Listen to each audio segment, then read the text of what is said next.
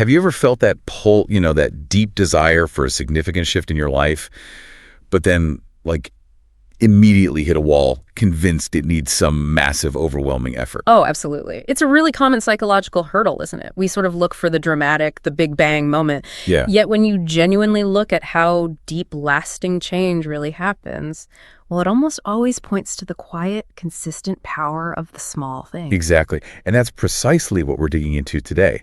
Our deep dive is looking at an article called 21 Tiny Habits That Secretly Rewire Your Brain and Transform Your Life.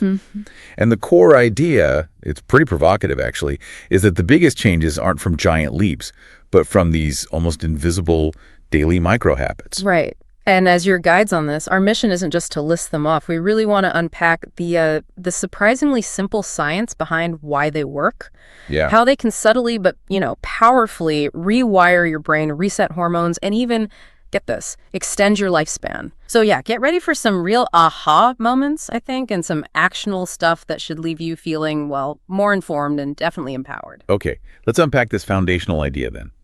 Small actions, big results. Yeah. Most of us, I think, we instinctively believe success or happiness, even health, it's all down to massive effort or luck or maybe just raw talent. Yeah, we see someone achieve something great and assume it was one huge decision or, they just have something special. Right. But the source material we looked at is brutally clear. Your habits, they're the real architects of your destiny. And what's fascinating here is the sheer speed and the breadth of the impact. We're not talking years to see changes. Okay. The article points to habits that can start rewiring your brain in like 2 weeks. Others reset hormones. Some are directly linked to living longer. 2 weeks, that's fast. It is. It's not just about adding a task. It's about understanding the cumulative effect these small choices have on your whole system, biological, psychological. They build this unshakable momentum. Okay, so if these tiny actions are that potent, let's start where, well, most productive days begin, or maybe should begin. Conquering your morning. Right, setting the stage. First up, a classic that many, let's be honest, dread. Wake up early. Yeah. And before anyone groans, it's not just about being a morning person, is it? Yeah. What's the real strategic edge here? Yeah, the real insight is about being proactive versus reactive. Those quiet early hours, that's your strategic window. Correct. Your brain, especially the prefrontal cortex, it's sharpest then. Your willpower is, topped up. It's prime time for focus, planning, whatever, before the world starts making demands. So you're grabbing control early. Exactly. You seize control of your day instead of letting it control you. You've kind of won before things even get going. That sense of agency is huge. Yeah. And it connects right into the next one. No snooze. Hitting snooze is almost a reflex for so many. Oh, yeah. But the article frames it as more than just a sleep thing. It's a daily discipline test. How does that tiny choice ripple outwards? Well, that little decision, choosing commitment over comfort, it's incredibly powerful. Every time you hit snooze, you're basically teaching your brain to procrastinate. Huh. Never thought of it that way. And you're fragmenting your sleep, making you groggier, not more rested. So beating the snooze button, that's a small win that builds discipline right away. Wow. It's like micro-training and self-control that carries over. It tells your brain, okay, we're serious today. Right. I mean, business. Yeah. Okay, so you've beaten snooze, you're up. What's the very first physical step? The article champions water first, calls it a hidden detox trick. We all know hydration's good, but what's the deeper insight? Well, the key thing isn't just general hydration. It's recognizing that even mild dehydration overnight, because you've basically fasted from water, right? Right. That mild dehydration can seriously impact your brain. Yeah. The research suggests it can cut cognitive performance by as much as 20%. 20%? Yeah. Wow. Yeah. So that first glass of water, it's not just refreshing. It's fundamentally bringing your brain back online, boosting clarity, mood, energy, even before coffee. Okay, so less detox, more immediate brain fuel. Exactly. It's resetting the whole system, Yeah. helps organs, metabolism, flushing waste. You're just gently waking everything up. Simple habit, huge impact. Next up, morning sunlight. Nature's hormone reset, apparently. Just 10 minutes can impact cortisol, vitamin D. What's so special about actual sunlight hitting your eyes early on? It's fundamental biology, really. Our circadian rhythm, the sleep-wake cycle, and tons of other functions, it's largely set by light. Okay. Without that specific early morning signal from natural light, your whole hormonal system can get, out of sync. Morning light balances cortisol to wake you up properly and regulates melatonin later for better sleep. Ah, makes sense. And the surprising link is how a lack of this signal is tied to things like depression, weight gain, poor sleep, and we often don't connect those dots. But it's like a master switch for our internal clock, basically. Pretty much. It tells your body, okay, daytime now, optimizing everything for being awake, and then preparing for rest later. It's crucial. Got it. And the last one for the morning theme, phone-free mornings. Sounds simple, but maybe the hardest for many. Tell me about it. Clarity before chaos. What are we really giving up when we grab that phone first thing? You're giving up your own mental space, essentially. Checking your phone immediately floods your brain with dopamine hits, yes, but also stress from news, comparison on social media. Right. It makes you instantly reactive. You're pulled into other people's priorities, their crises, delaying screen time. That creates vital space for your own thoughts, setting intentions, or just waking up gently. So protecting that initial clear headspace. Exactly. Proactive start, not reactive. It's about guarding that cognitive space. That's a really good way to put it. Okay, let's shift gears to theme 2, forging mental and physical steel. And this first one always gets a reaction, cold showers. The willpower booster nobody talks about. It just sounds brutal. What's actually happening physiologically that translates to resilience and energy? It is brutal for a few seconds, no doubt. But that cold shock triggers this powerful physiological cascade. You get a big spike in norepinephrine. Okay. That's a neurotransmitter that boosts focus, alertness, and plays a key role in mood and stress resilience.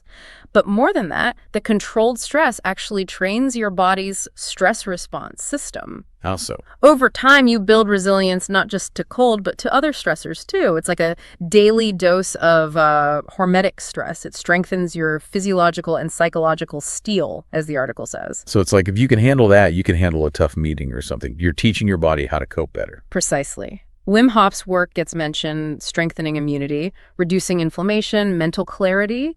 It's a challenge, yes, but one that actively builds your capacity to adapt under pressure. A small win that builds toughness.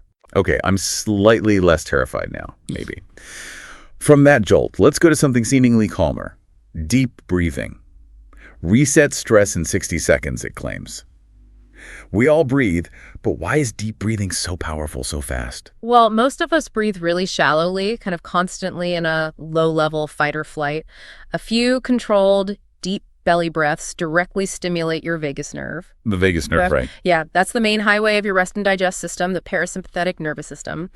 Stimulating it tells your body, okay, calm down, almost instantly lowering stress hormones like cortisol. Instantly? Pretty much. And here's a kicker the article mentions. Chronic stress ages your cells faster than smoking. Wow. Seriously? Seriously. So something as simple as breathing properly can literally help you live longer by reducing that cellular damage. That puts breathing in a whole new light. Okay. Then there's walking daily, called the forgotten brain hack, often just seen as exercise, but the claim is it's therapy, boosts creativity, cuts anxiety. What's the specific brain magic happening on a simple walk? Oh, it's way more than just calories burned. When you walk, especially outside, your brain churns out more BDNF, brain-derived neurotrophic factor. BDNF. Yeah. Fertilizer for the brain. Exactly. It helps grow new brain cells, strengthens connections, improves cognitive function. Think about Einstein, Steve Jobs' famous walkers, right?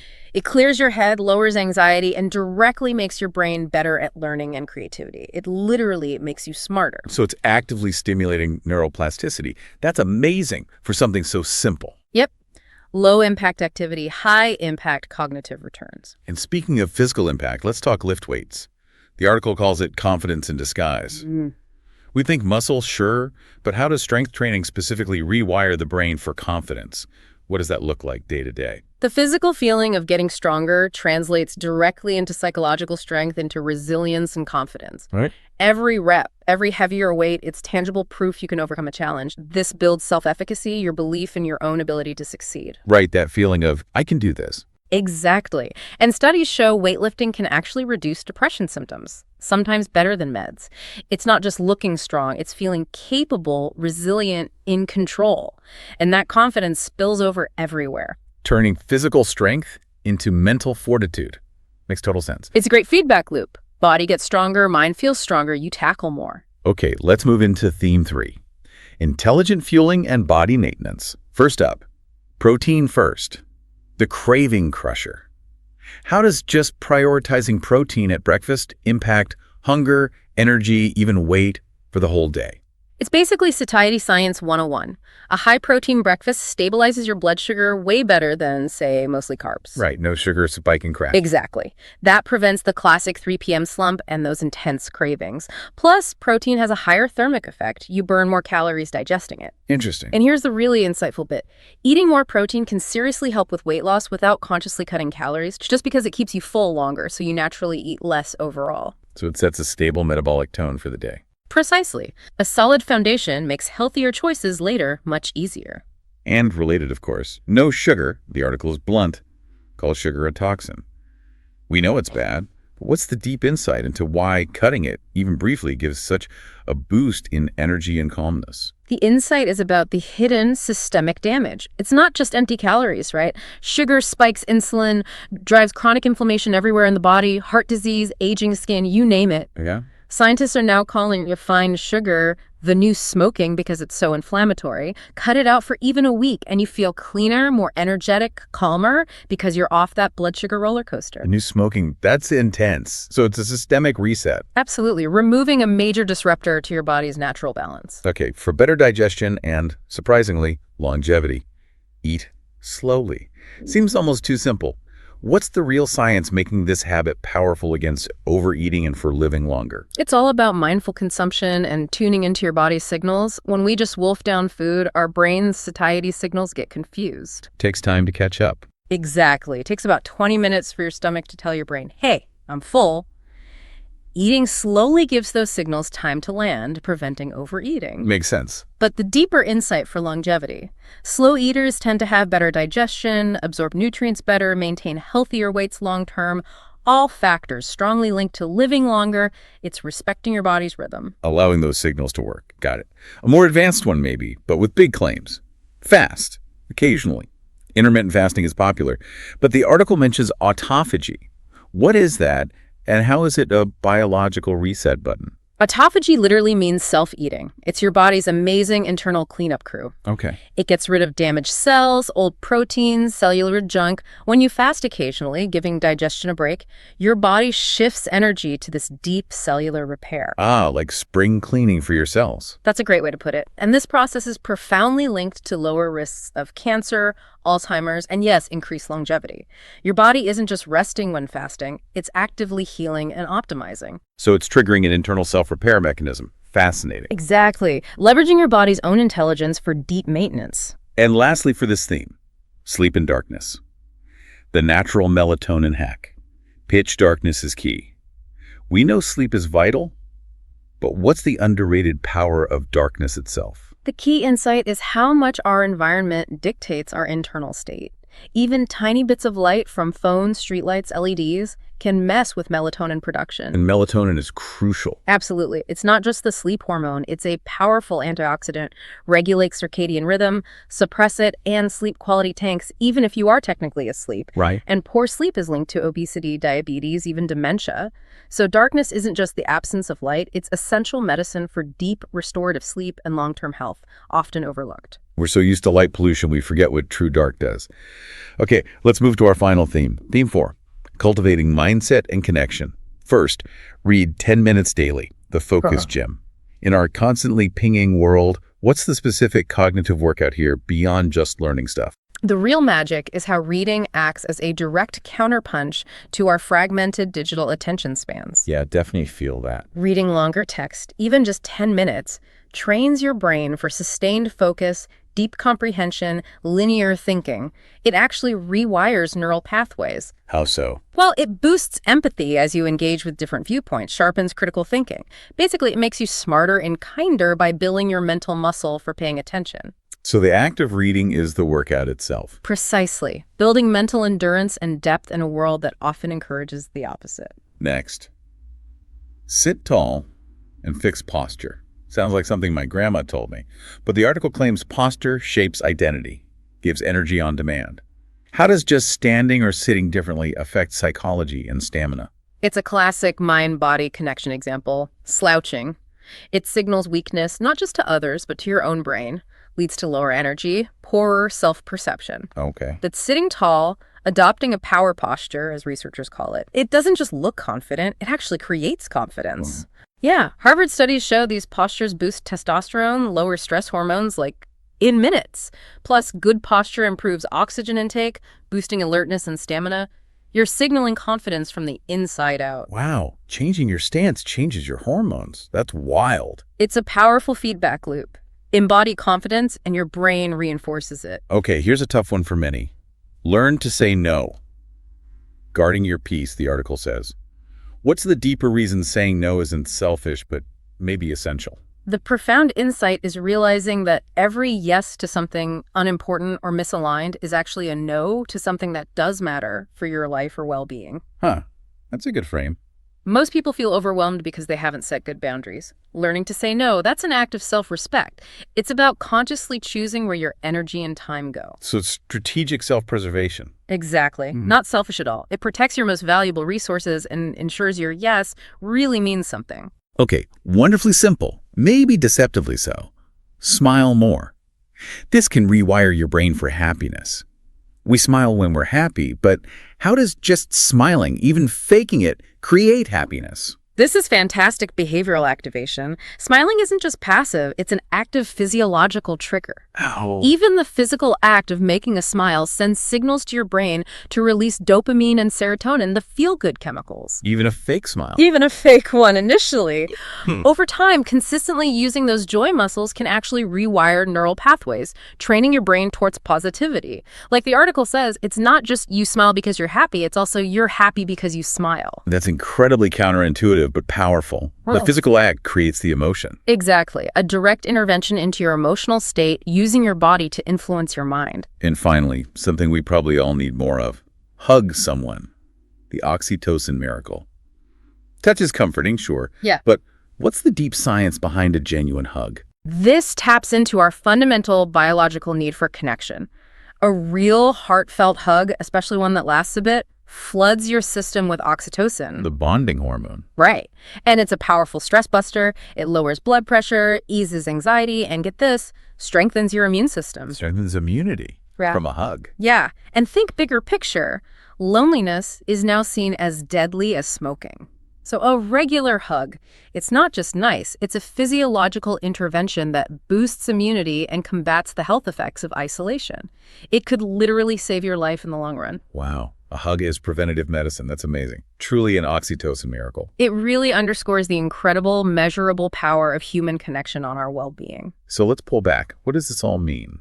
We've covered 21 diverse, seemingly simple habits: waking early, water, weights, hugs. They touch every part of life. What's truly fascinating, I think, is that the consistent theme across all of them. Tiny actions stack up into massive, scientifically validated results. Right. These aren't just random tips. They're like invisible architects building your future, creating real momentum. The science shows exactly how these small, consistent choices lead to big shifts: brain function, hormones, health, even how long you live. Yeah. It's about leveraging your body's own powerful systems through these intentional microactions. Absolutely. We've seen how these small, consistent things have profound, science-backed impacts. Easy to dismiss, maybe, because they don't feel like huge work, but that's their secret weapon, isn't it? Totally. And the article leaves us with a really provocative thought, something to chew on. Your habits are invisible architects shaping your future. Change them today, and your tomorrow will be unrecognizable. That's powerful. So knowing these tiny choices literally build your destiny. The question for you listening is, what one micro habit will you choose to start today? Yeah, just one. Just pick one. Make it tiny, make it consistent, see what happens, build the future you want. We really invite you to experiment. See the power for yourself. It's often the simplest shifts that bring the biggest rewards. Well said. Thank you for joining us on this deep dive into the surprising, profound power of tiny habits. Until next time, keep exploring, keep learning. And keep building. And keep building that incredible future, one small intentional choice at a time.